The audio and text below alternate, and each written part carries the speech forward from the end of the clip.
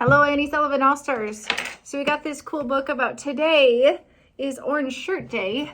In our Native American culture, lots of people are wearing orange today or tomorrow. And this is a nice book that kind of talks about what that represents. So the name of the book is Phyllis's Orange Shirt.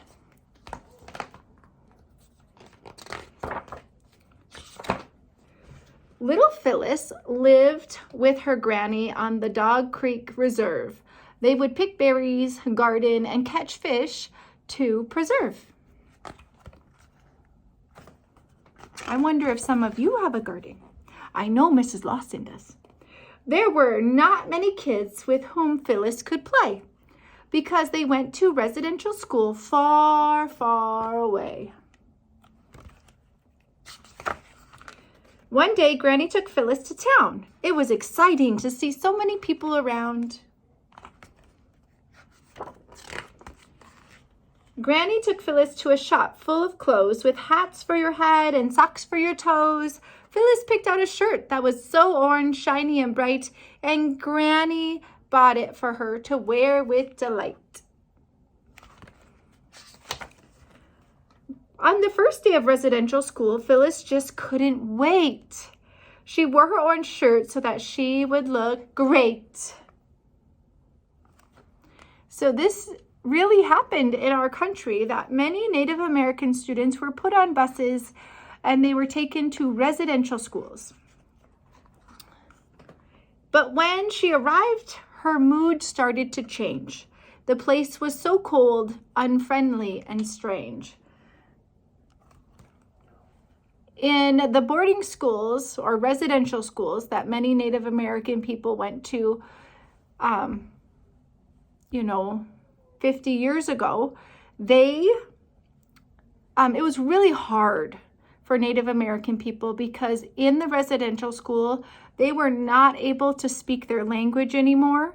They were not able to practice their culture, practice their beliefs. One of the big parts of Native American culture is growing your hair long, and it's very sacred.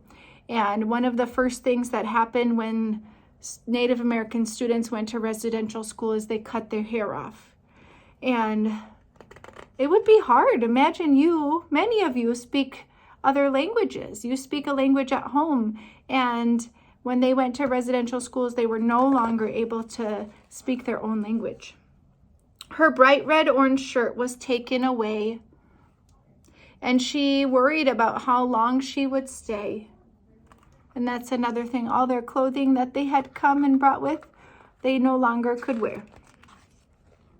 At public school, she was taught how to read and write neatly by her teacher, who treated her so very sweetly. And that wasn't always the case.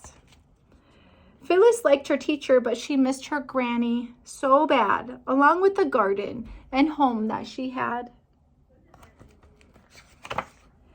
And then when finally summer arrived, Phyllis returned to the home where she thrived. We wear orange shirts to remember that every child matters, and not just in September. We honor First Nation people and reflect on how every child is special and deserves our respect. And so that is why we wear orange shirts today. And it wasn't very long ago that children were taken to residential schools. Even my mom attended a boarding school, and it was a sad time because her hair was cut and she wasn't able to wear the clothes that her parents sent with her. She had to wear a uniform every day. And so that's why we remember that this happened to Native Americans, but it is, we're changing and we're honoring everyone's culture now.